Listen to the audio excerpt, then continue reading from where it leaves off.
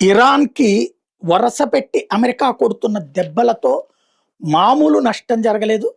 తాజాగా చాబహర్, కోనార్క్, బందర్ అబ్బాస్ 3 ప్రాంతాల మీద పెద్ద ఎత్తున దాడులు జరిగినాయి. టాప్ టైర్ ఇరానియన్ మిలిటరీ ఆఫీసర్లు ఉన్నటువంటి ప్రాంతాలనే భారీగా అటాక్ చేసింది అమెరికా. ఎవరెవరు చనిపోయారు ఏంటనేది అమెరికా చెప్పలేదు. ఇరాన్ చెప్పదు. కానీ కీలకమైనటువంటి నాయకులు హతమయ్యారన్నటువంటిది అమెరికా దళాలు నమ్ముతున్నాయి. ఏదైతే టెహ్రాన్‌కి సంబంధించి ఏదైతే మ్యాసివ్ కవరప్ కిందన హైడ్ చేసినటువంటి ప్రదేశాల మీదనే దాడులు చేసింది.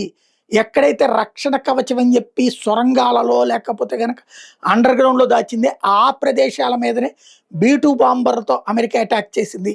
IRGCకి సంబంధించినటువంటి అతి పెద్ద నష్టం ఈ సందర్భంగా జరుగుంటదన్నటువంటిది అమెరికా నమ్ముతోంది. క్లారిఫికేషన్ 1, 2 రోజుల్లో బయటకొచ్చే అవకాశం ఉంటుంది.